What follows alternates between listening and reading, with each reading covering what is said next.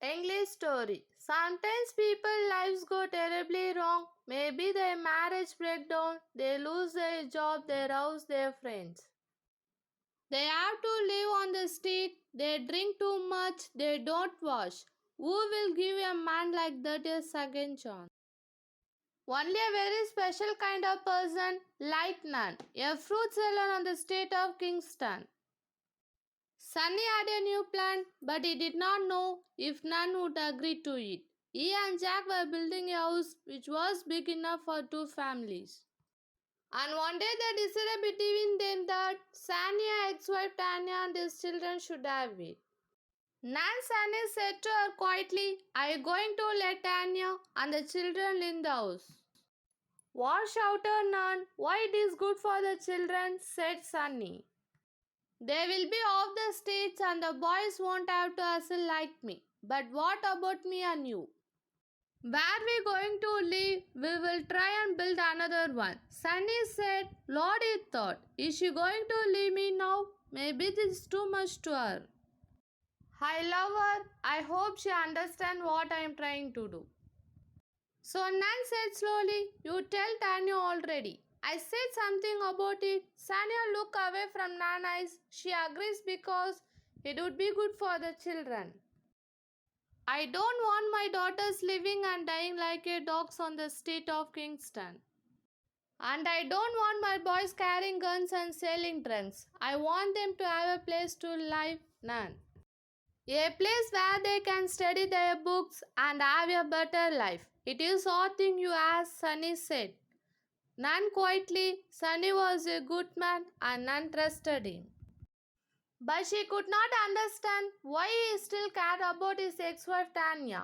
Why cannot he have a clean break with this woman? She thought. Tanya ruined his life. She went with other man and she kicked him out on the street. And then she sold all his things. Nan remembered the day when she first met Sunny, a day that changed her life. He was just a street man, drunkard and so dirty.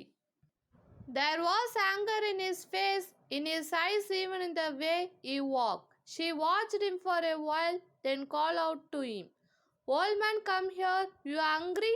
"Yes, ma'am." What kind of street man was this? She thought. Nobody ever called her ma'am. That was not what people said to women who sold fruit on street corners. They usually called out old girl or something was like dirty skittle. It felt good to be called ma'am. She took some of her fruit and gave it to him. "Thank you, miss," he said. "I am very grateful." He came by every day after that, and every day she gave him some fruit. Then one day she took him to the church on Arbor Street, which helps street people with their drink problem. They agreed to help him. 2 months later, a clean, teddy man in a light brown suit stopped by our stall and said, "How are you, madam?" He gave a big smile, showing his white teeth. "Is something for you," he said and held out $2,000 bill. "Thank you," Nan said, "but why are you giving me so much money?" "You helped me when I needed someone," he said quietly. "You brought me back to life." Nan stared at him, not understanding. "I was that old darkened on the street," he explained, "and you gave me a food every day." "Was," said Nan. "I am happy to see that you are all right now." "Yes, thanks to you. I now have a job with the town council. You know, I drive the garbage truck."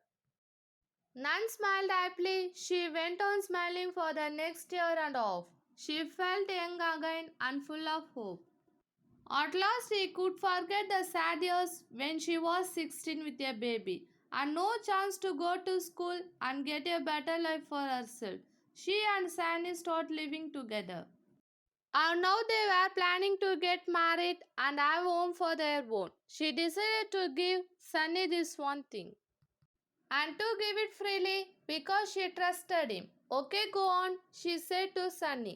"Let them live in the house and we will work together to build our own." He understood what she was saying, that she trusted him, that she was strong enough to wait. He put his mouth close to her ear and whispered, "Thank you."